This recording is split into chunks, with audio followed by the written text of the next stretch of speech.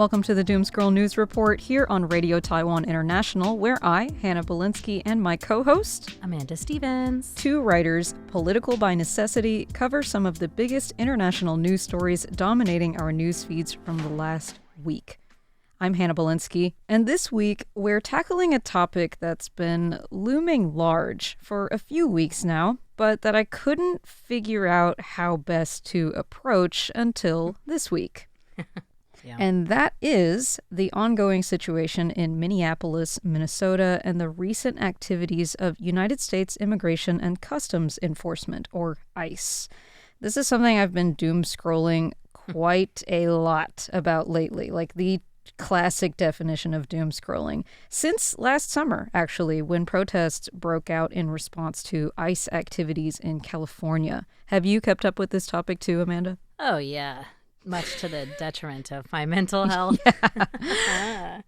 So, we did that special towards the end of the year that was like, how do you keep up with the news, which I still think is something that I try to do, and I still think it's something everybody should try to do while managing your mental health. And this is one of the topics that I have to set a limit for myself. Me for the number, too. literally the number of minutes or time in a day that I can spend reading or listening to news about it intentionally. It's pretty demoralizing. Yeah, it's a lot of different feelings for me, sort of a mixture of demoralization and sort of despair, also kind of pride, but a little bit of dismay and And when I say pride, I mean pride in people who are out there making ICE's job harder, basically. Right. Which and, they are out helping there. out their communities. And a lot of the rallying in Minneapolis I find very impressive and very hopeful. They're a very, how can I put It's this, very resistant well-organized community. Yeah. Well, and the other thing that I was reading, and I guess this is a resilient good is better. framework to put into the conversation at the beginning, is that compared to a lot of other cities where ICE has gone to, and you could talk about Los Angeles or Chicago, or there was another one that was really big and I don't remember now, but Minneapolis is much smaller than those, and that does play a factor in it. In a recent story that I was listening to, the New York Times daily podcast put out a show on it this week. They were talking about how because it's smaller, it sort of has a more almost defensive idea, but it's more closely knit. So they have this idea of we're not a big city, or not as big as the other cities. And then also more of an idea of we're a community. Yeah, they're very united. Yes. Yeah. And I think whether or not people felt that way overtly before ICE got there, it's definitely turned into that since ICE got there for absolutely. most people. Because it's not really a city that makes headlines as often as many other cities. So it's sort of a what the heck is this about? And it's really had a lot of people who live there, I think correctly, see this as lashing out because Trump lost Minneapolis in the election. Yeah. Which he said directly. It's definitely a revenge thing. Yeah.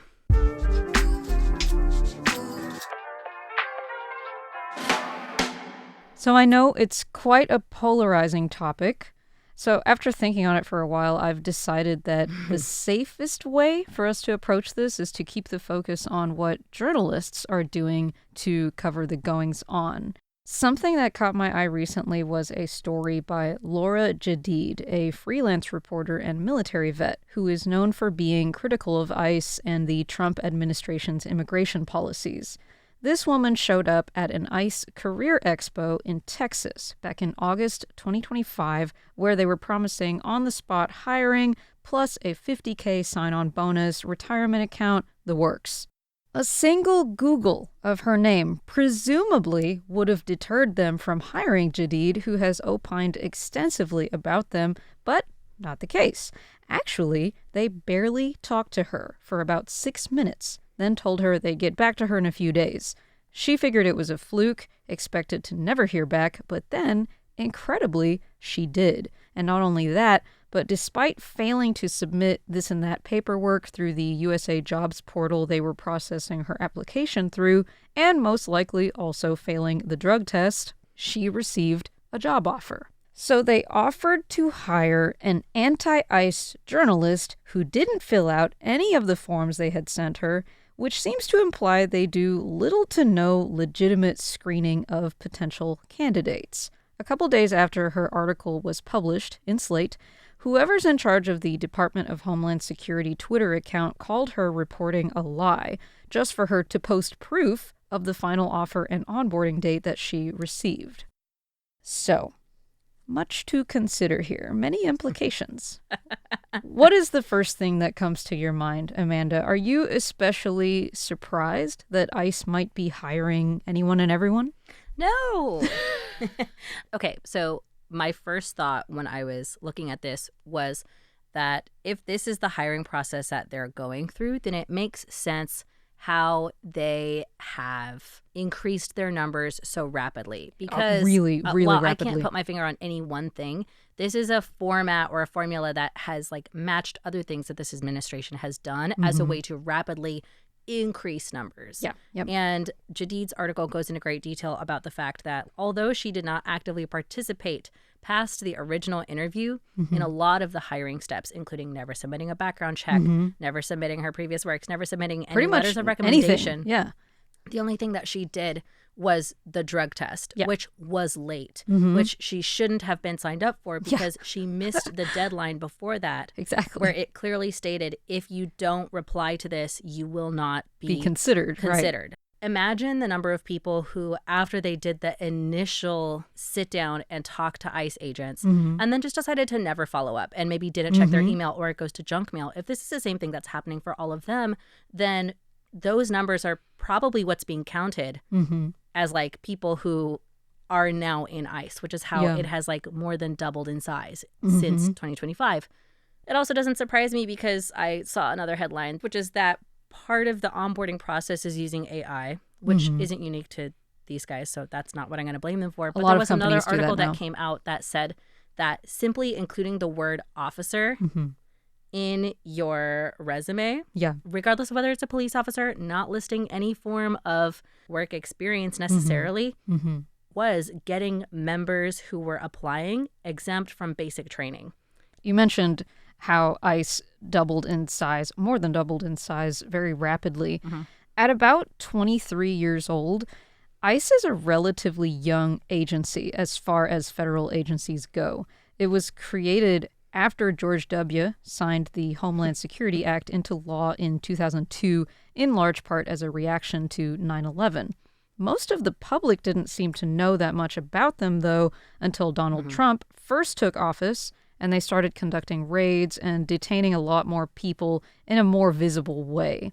I certainly didn't know anything about ICE until actually this second term, and they have since hired thousands of new personnel to enable these activities, 12,000 according to the DHS, although we're not absolutely certain on those numbers. Those are self-reported.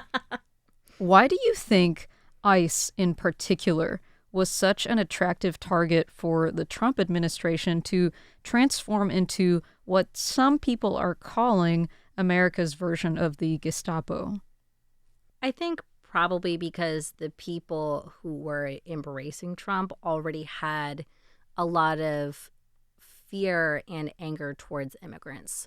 And the military deals with outside threats. Homeland Security, ICE is under Homeland Security. Yep. So those are the ones that will deal with inside threats. And that is really where Trump wants to have the most control. Yep. So I think it's sort of he got into office and then he and other people realized like, oh, we already have a force for detaining non-white people or people that we don't like. Right. Why don't we just use them more? Right.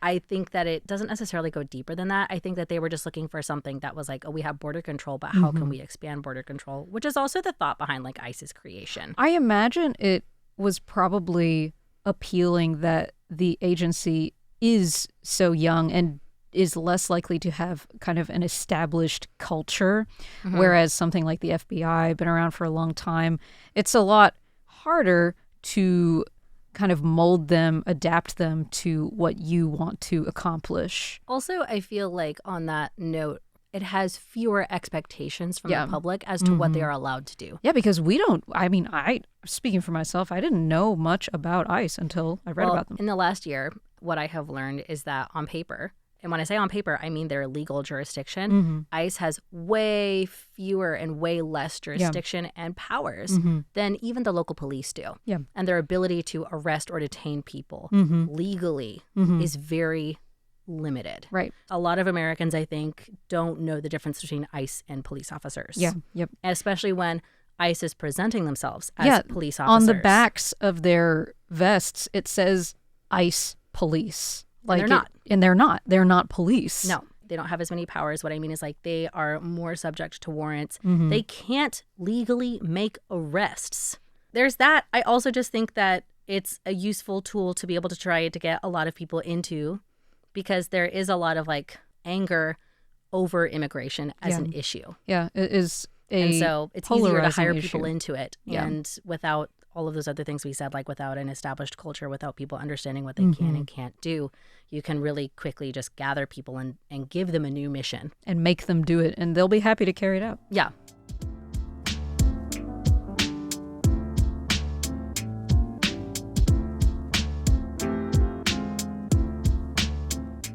On the subject of ICE and journalists, there is some pretty incredible documentation of the ongoing situation in Minneapolis, where thousands of ICE agents have deployed as part of a larger federal immigration crackdown in the United States. Pretty much every day since an ICE agent shot and killed 37-year-old Renee Good, I've been seeing photos and videos of violence against other Minneapolis citizens, protesters, and just yesterday, I saw a photo of a child, couldn't have been older than 6, detained by them. I saw that same photo. Yes, I have no doubt that this is something that you've been keeping up with as well. I immediately looked into that picture that you were talking about. It is so disturbing. Because you have a young child. I spent a long time in childcare. Yeah. And it very much upset me. And I just a wanted to baby. check first that it wasn't AI. Oh, yeah. We all have to Because be careful of that now, unfortunately. I didn't trust that it wasn't AI. No, it's good. First. It's good that we think to check. That's important. And while like there were excuses, and the information that came up was that regular ICE procedure is that if somebody is detained with their child, they're given the option of whether or not they would like to be detained together, or they want their child to be taken to a safe location of their choosing. My understanding is his father was detained with him. Yes. Yeah.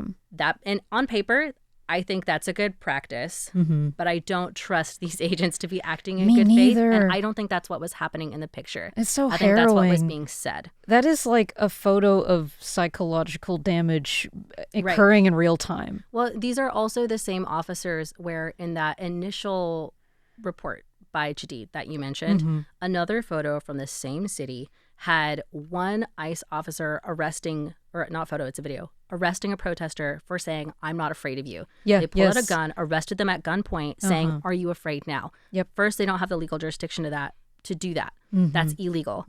Second, these are the same people who I'm supposed to believe will then treat this little child equitably. Exactly. I don't. It shows a complete lack of compassion, I think. Yeah. One of the pictures that most stuck in my mind was of a freelance photographer named John Abernathy, who was documenting a protest outside of the Whipple Federal Building in the city last weekend. They tackled and pepper sprayed Abernathy before detaining him, and the picture shows a moment when he tossed his Leica camera, very expensive camera by the way, to another photographer at the scene in order to preserve the images. My God.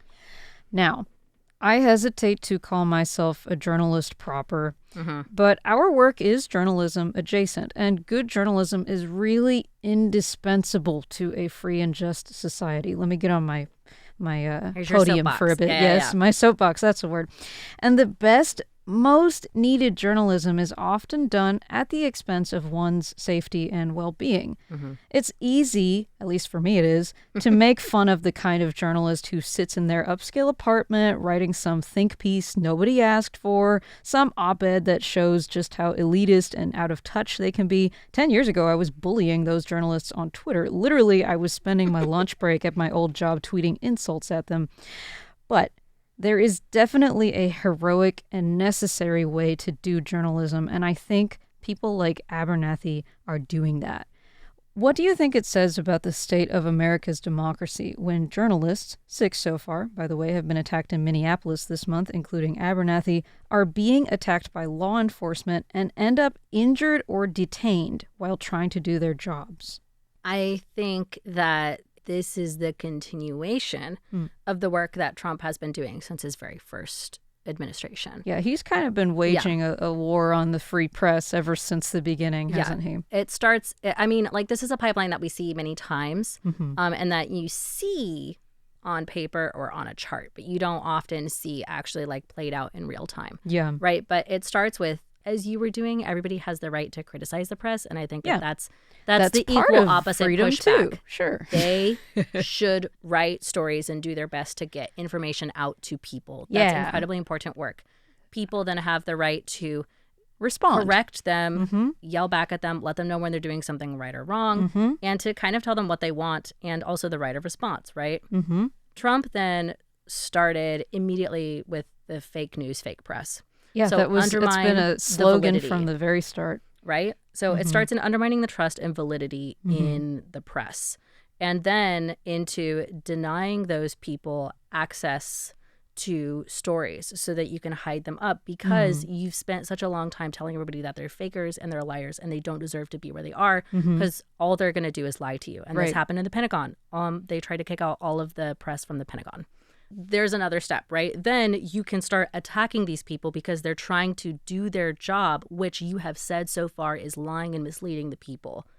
And so people shouldn't care if they're attacked or arrested or, you know, just their stuff is broken. And if their story isn't able to be told, you shouldn't have to listen to them and you shouldn't have to respect them. And it's okay for them to be mistreated because we have created this line of thought that's like, you can't trust them. This environment of suspicion. Right. And so I think that this is a continuation. And I think that we got a preview of this when we were talking about LA, what was going on there, where not only American reporters, but foreign reporters in the United States were being shot at by enforcement officers at the time. It definitely feels like American democracy is actively in decline.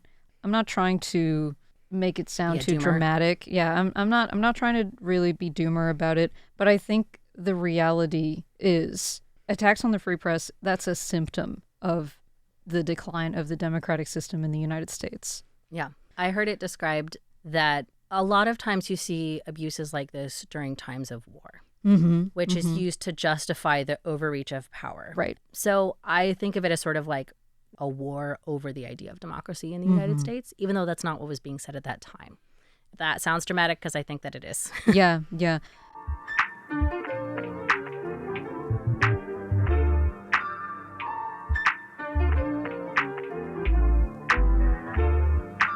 Since we're talking a lot about the United States today, I do want to close out with a little bit of lighter news that I think could only come out of a place like America. And that's a certain spicy situation involving former U.S. Senator for the state of Arizona, Kyrsten Sinema. So the basic gist is Sinema is being accused of something called alienation of affection, or in other words, breaking up a 14-year-long marriage. The ex-wife of Matthew Amel, a member of Sinema's former Senate security team, is basically suing her for homewrecking. Thomas M. Van Camp, the attorney representing Amel's ex-wife, sums it up pretty neatly, saying her pursuit of Matthew was intentional, calculated, relentless, and ultimately successful. And that, quote, she enticed Mr. Amel with lavish trips and concerts, an exorbitant salary for his services, and psychedelic drugs. Yeah. Do you remember much about Sinema? She was the subject of a lot of headlines a few years ago, but at the rate the news cycle has been moving, it might as well have been decades since we've talked about her. I remember Sinema as somebody who changed sides a lot, which she did. I will say, on the face of it, I don't really care that much if people change sides in terms of, like, I feel like we should have a more party resilient system. I agree. Okay. That being said, I don't feel like Sinema was doing so in good faith. I don't think so either. I think she was playing everybody a little bit. Crazy how widely her views seem to have changed. Yeah. So for a bit of context, she made headlines at the time like 2022. Yeah. Because she was a major swing voter, and despite being a Democrat at the time, she actually voted with Donald Trump during his first term about half the time. And during Biden's term, she stood in the way of a lot of progressive efforts. As of 2025, though, she has left politics altogether. And the reason she's citing is polarization and dysfunction, which I'm sure she's not wrong. A person like this, though, I bet you anything, she just loves and craves power and attention. And I don't think she was getting enough opportunities to get that in the current political climate, which is pretty much totally Trump obsessed. So she had to get it from this married bodyguard she was banging instead. When I looked at her outfits, and sorry, I feel bad bringing this up, but now that you've said that, Go ahead. Now that I've said that, it does feel like she was projecting a persona to get attention. Totally. And when I say this, I mean, like, this is definitely, I will acknowledge, this is definitely like a cherry-picked photo of her that I've seen for one of these articles. Oh, no, she's I remember walking it. in. I remembered the dress when I saw do it. too. I forgot. Exactly. She was walking in with a bright pink, it feels like a wig. It looked like a bright wig. pink party wig and a nice dress with a matching bright Huge pink flower into Congress. Yeah. And it's not that it looks bad, but it's not how most of us would dress up to go to a legal representation job. Like, girl, come on. Right? So, and since this is a lighter topic, I will bring it up. I was like, it does feel a little bit like you're trying really hard to grab and keep attention on you specifically. Totally, totally. I mean, I imagine a lot of people in American politics in general, actually, are probably like this. Like attention grabbers. Oh, totally. Yeah. They want the spotlight. Of course. I mean, look at Trump. And look at him.